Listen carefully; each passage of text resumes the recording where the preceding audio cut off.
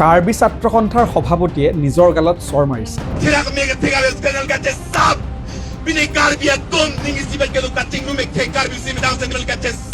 আজি কাৰ্বিসকলক গৌবেগ দিছে, কাইলৈ অসমীয়াক গৌবেগ দিব। আজি ভূমিপুত্ৰক নিজ ভূমিত কৈছে গো বেক বুলি।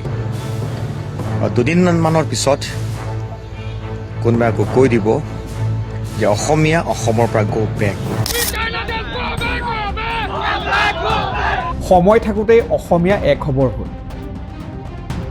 অসমত থাকি গৌবেগ বুলি কোনো খিলঞ্জীয়াক কোৱাৰ অধিকাৰ কাকো দিয়া হোৱা নাই।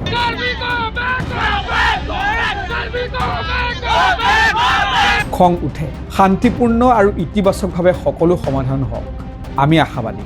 অশান্ত কাৰ্বি আংলং।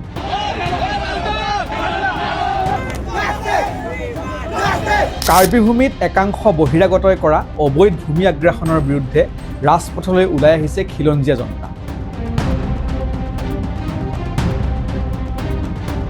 কিন্তু একাংশই প্ৰতিবাদৰ নামত আশ্ৰয় লৈছে হিংসাত্মক কাৰ্যত, জ্বলাই দিছে ঘৰ দুৱাৰ, দোকান পোহাৰ। কিন্তু কাৰ্বি ভূমিৰ এই অশান্ত এদিনতে হোৱা নাই। প্ৰায় ১.৫ বছৰৰ পূৰ্বৰে পৰা উমি উমি জ্বলি থকা জুইকুৰাৰ এয়া মাত্ৰ বহিঃপ্ৰকাশ। কিন্তু শেহতীয়াকৈ ভাইৰেল হোৱা এই ভিডিঅ'টোৱে বহুখিনি কথা ভবাই তুলিছে।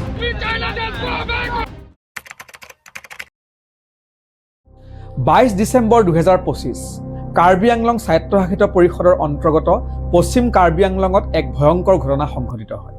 কাৰ্বি আংলং স্বায়ত্তশাসিত পৰিষদৰ মুখ্য কাৰ্যবাহী সদস্য তুলিৰাম ৰংহাঙৰ বাসগৃহত অগ্নিসংযোগ কৰে একাংশ প্ৰতিবাদকাৰীয়ে। কিন্তু কাৰ্বি আংলঙৰ এই প্ৰতিবাদ এদিনতে হোৱা নাই। প্ৰায় ১.৫ বছৰৰ পৰা উমি উমি জ্বলি থকা জুইকুৰাৰ এয়া মাত্ৰ বহিঃপ্ৰকাশ। কাৰ্বি চাইনিজ গৌবেগ। এয়াই নেকি অসমত খিলঞ্জীয়াৰ অস্তিত্ব?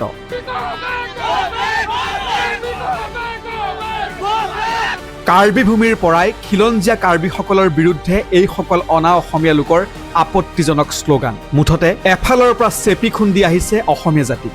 এফালে যদি মিয়াৰ আগ্ৰাসন, আনফালে বহিৰাগতৰ আগ্ৰাসন। সততে জাতি মাটি ভেটিৰ কথা চিন্তা কৰা চৰকাৰৰ স্থিতিক লৈও এতিয়া ক্ষোভ। এতিয়া অসমৰ সমস্যা হয়, কাৰ্বিসকলৰ সমস্যা হৈ পৰে, কিন্তু যেতিয়া কাৰ্বিসকলৰ সমস্যা হৈ পৰে কিন্তু অসমৰ সমস্যা নহয়। সেইকাৰণে আমি সুধিব বিচাৰিছোঁ, কাৰ্বিসকলৰ চকু পানী, কাৰ্বিসকলৰ তেজ, কাৰ্বিসকলৰ প্ৰাণ কি অসমীয়াৰ প্ৰাণ নহয়? অসমীয়াৰ তেজ নহয়? অসমীয়াৰ চকু পানী নহয়? যদিহে নহয় আমাক পৃথক কৰি দিয়ক, আমাক স্বায়ত্তশাসন দিয়ক। মুঠতে এতিয়া অশান্ত কাৰ্বি আংলং। কিন্তু জনতাৰ এই খং ক্ষোভ আজিৰ নহয়। প্ৰায় ১.৫ বছৰমানৰ পূৰ্বৰে পৰাই আৰম্ভ হৈছিল কাৰ্বি আংলঙত অনা কাৰ্বি লোকৰ আগ্ৰাসনৰ বিৰুদ্ধে প্ৰতিবাদ। বিশেষকৈ পশ্চিম কাৰ্বি আংলঙৰ ডংকা ৰাজচক্ৰৰ পিজিআৰত থকা ১১,৬০৭ বিঘা মাটিত অনা অসমীয়া আৰু অকাৰ্বি লোকে বেদখল কৰাৰ অভিযোগ। ভিজিআৰ আৰু পিজিআৰত মাটি মূলতঃ বিহাৰী আৰু বাংলাভাষী লোকে দখল কৰা বুলি কাৰ্বি জাতীয় দল সংগঠনৰ নেতৃত্বই কৰি আহিছিল অভিযোগ।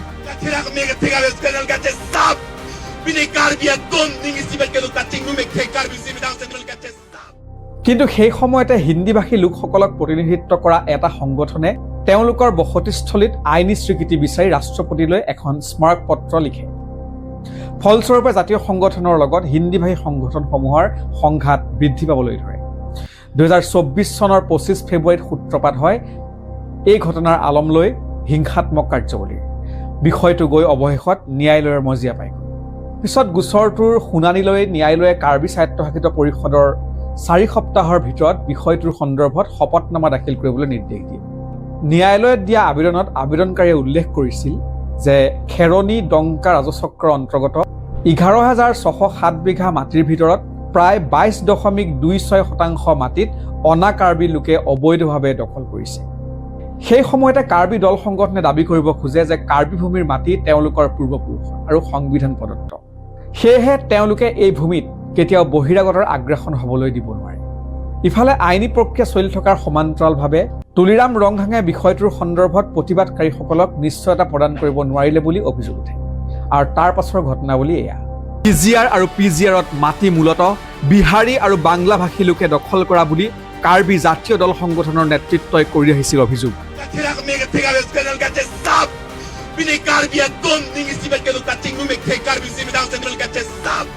অবৈধ দখলকাৰীক উচ্ছেদ কৰিবলৈও জনাই আহিছিল দাবী। পৰৱৰ্তী সময়ত কিছু লোকলৈ উচ্ছেদৰ জাননী জাৰি কৰা হৈছিল যদিও সেই প্ৰক্ৰিয়া আজিও হৈ নুঠিল। আৰু এয়াই আৰম্ভণি। নিজৰ ঘৰতে আলহী হোৱাৰ ভয়ত যোৱা প্ৰায় 7 দিন ধৰি কাৰ্বি আংলঙৰ পৰিস্থিতি অধিক অৱনমিত হয়। একাংশই প্ৰতিবাদৰ নামত আৰম্ভ কৰে হিংসাত্মক কাৰ্যৱলী, জ্বলাই দিয়ে ঘৰ দুৱাৰ দোকান পোহাৰ। একাংশ প্ৰতিবাদকাৰীয়ে আনকি আকস্মিকভাৱে কাৰ্বি আংলং স্বায়ত্তশাসিত পৰিষদৰ মুখ্য কাৰ্যবাহী সদস্য তুলিৰাম ৰংহাঙৰ ডুংকা মোকামত থকা বাসগৃহতো অগ্নিসংযোগ কৰে। আৰক্ষীয়ে এতিয়া আলোচনাৰ মাধ্যমেৰে সমস্যা সমাধান কৰি শান্তি শৃংখলা বৰ্তাই ৰাখিবলৈ জনাইছে আহ্বান। কালিৰ পৰা আপুনি চাই আছে আমি ৰাইজৰ লগত কথা পাতি বুজাই মেলি মই নিজে অকেলে গৈছিলোঁ ক্ৰাউডত। আপুনি দেখিছে কোনো মোৰ লগত নাই, না PSO নাই, মই কথা পাতিছোঁ। কালি ঠিক কৰিছে, কালি ঠিক হৈছে স্থিতিটো। আজি আকৌ আমি স্থিতি ঠিক কৰিছোঁ। তেওঁবিলাকে আকৌ এতিয়া পুলিচৰ ওপৰত দুটা ফালৰ পৰা আপুনি দেখিছে আক্ৰমণ কৰিছে। about 38 পুলিচমেন ইনজাৰ হৈছে। মোৰ IPS অফিচাৰে ইনজাৰ হৈছে, মোৰে ইয়াত লাগিছে কান্ধাত। মই আপোনাৰ মাধ্যমৰ পৰা চিম্পল কথা চাবক জনাব বিচাৰোঁ যে আমি ৰাইজৰ লগত আছোঁ, আমি ৰাইজৰ লগত মিলি পেলাই শান্তি বিচাৰোঁ। কিন্তু এই ঘটনাই এতিয়া উদূৰ ভৱিষ্যতে অসমীয়া জাতিৰ দুৰ্দশাৰ দিশটোক পুনৰ উন্মোচন কৰিছে। ৰাইজৰ প্ৰশ্ন, কেৱল হিন্দু হোৱাৰ নামতে ট্ৰাইবেল বেল্ট ব্লকত অনা অসমীয়াৰ আগ্ৰাসন মানি ল'ব পাৰিনে?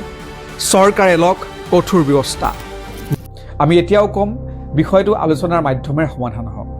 কোনেও আইন হাতত তুলি ল'ব নালাগে। হিংসাত্মক কাৰ্যৱলীয়ে কেতিয়াও এটা সমস্যাৰ স্থায়ী সমাধান দিব নোৱাৰে। হিংসাত্মক কাৰ্যৱলী যেতিয়াই সংঘটিত হয় তেতিয়া বিষয়টোৱে অন্যফালে ঢাল খাবলৈ আৰম্ভ কৰে।